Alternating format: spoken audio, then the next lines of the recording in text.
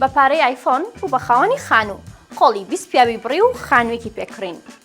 کۆمپانیای ئەپڵ لە 19 2025 ئایفۆن 7 خستە بازارەوە، نرخەکەی بەک هەرای نایەوە. دوای بڵاوبوونەوەی دوایین جۆری ئایفۆن کە بە ئایفۆن 7 ناسراوە، چیرۆکی زۆرزانی کچێکی چینی ڕێک خەڵکی تووشی شۆک کرد.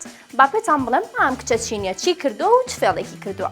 کاتێک 2016 ئایفۆن 7 ئەکەوێتە بازارەوە، کچێکی چینی لە یەک کاتدا پەیوەندی سۆزداری لەگەڵ 20 پیاودا دەبێت. بیرەکاتەوە چۆن سوود لەم 20 پیاوە ببینێت و بڕیار ئەیات بە هەموو خۆشەویستەکانی بڵێت کە حەزی لە ئایفۆنە تازەکەیە. پیاوەکانیش لەبەرەی بە جوانی کچەکە سەرسامن هەڵدەخلێتێن و هەریەکە مۆبایلێکی ئایفۆنی بۆ کڕن. کەسیش ئاگەی لۆی دیکە نییە. ئەم خاتونە فێڵبازەش 20 ئایفۆن چی لێ بکات؟ بۆیە هەموو ئایفۆنەکان ئەفرۆشێتەوە و بە پارەکەشی پێشەکی خانووی خەونەکانی دەدات. کەپڵە فەقیرەکانیشی هەر هەمویان لە پاداشتی کڕنی ئایفۆنەکان بلۆکەکرێن. جا دۆستیەکە گەشتۆتە پۆلیس و ئەوانە و میدیاش پێیان زانیوە. ئیتر لە تۆڕە کۆمەڵاتیەکان کاردانەوەی جیاوازی لێکەوتووەتەوە. هەندێک دەستخۆشی لە کچە فێڵبازەکە ئەکەن و هەندێکیش دەجی قسە ئەکەن. جا تۆ پێی دوایە کاریم کچە باش بووە یان خراپ بووە.